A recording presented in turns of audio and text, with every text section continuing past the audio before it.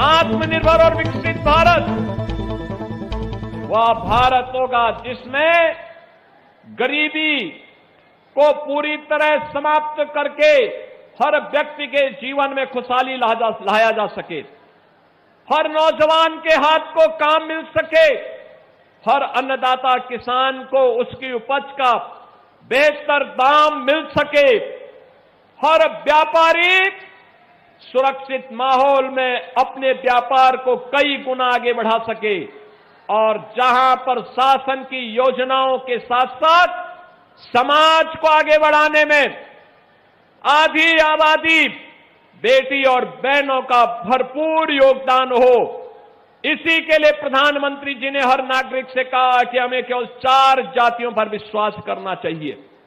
ये 4 जातियां हैं गरीब, अन्नदाता किसान, महिलाएं और युवा।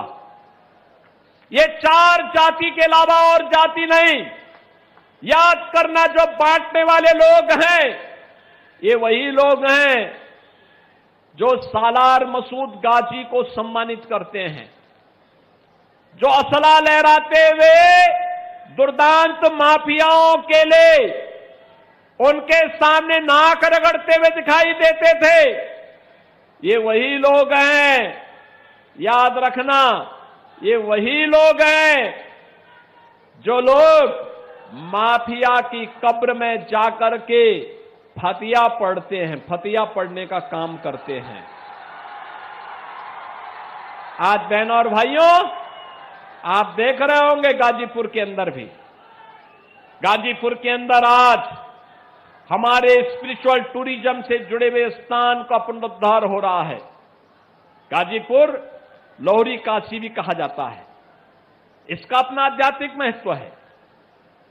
मां गंगा के द्वारा धनुषाकार आकृति में इस पूरे जनपद को अभिसिंचित किया जाता है। पहाड़ी बाबा का आश्रम यहां पर है। भगवान परशुराम और महर्षि जमदग्नि का भी महत्वपूर्ण केंद्र यह जनपद रहा है, और उस जनपद में माफिया का पनपना, बहनों और भाइयों, ये शोभा नहीं देता, ये शोभा नहीं देता। तात्कालिक रूप से कुछ लोग लाभान्वित हुए होंगे, लेकिन याद करना, एक खतरनाक प्रवृत्ति है। ये माफिया किसी के नहीं होते, ये हमेशा समाज का खून चूसते हैं, गरीब का शोषण करते हैं, व्यापारी में भय और दहशत की स्थिति पैदा करते हैं, बेटी की सुरक्षा के लिए खतरा पैदा करते हैं। और इसी के लिए हमारी सरकार ने तय किया था पहले दिन से कि अपराध और अपराधियों के प्रति, माफिया और माफिया के संरक्षक दाताओं के प्रति सरकार की 0 टॉलरेंस होगी। बहनों और भाइयों, ये 0 टॉलरेंस आज आप देखते होंगे, जब सरकार ने कहा थी माफिया को मिट्टी में मिलाएंगे, तो माफिया मिट्टी में मिल गए। अब माफिया मिट्टी में मिल चुके हैं। अब कोई गरीब का बेटा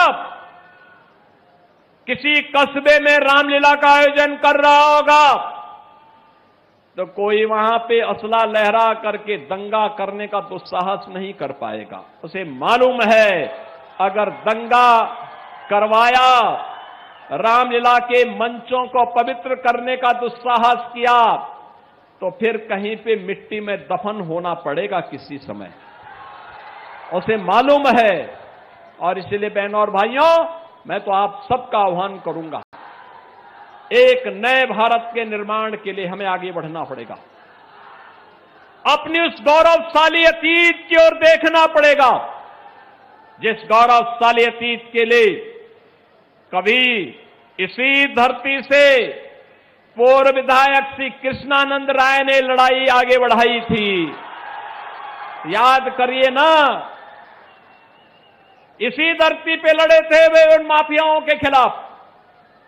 लेकिन सत्ता के संरक्षण में पल्ले माफियाओं ने किस निर्ममता और बर्बरता के साथ कृष्णानंद राय समेत यहां के 7 युवाओं की निर्मम हत्या कर दी थी। याद करिए, सारे प्रमाण होने के बावजूद उन माफियाओं को सत्ता का संरक्षण प्राप्त होता रहा। लेकिन आज हम कह सकते हैं माफिया को कोई संरक्षण नहीं मिल सकता, और अगर कोई संरक्षण देगा तो उसकी दुर्गति तय है, इसको भी हर व्यक्ति जानता है।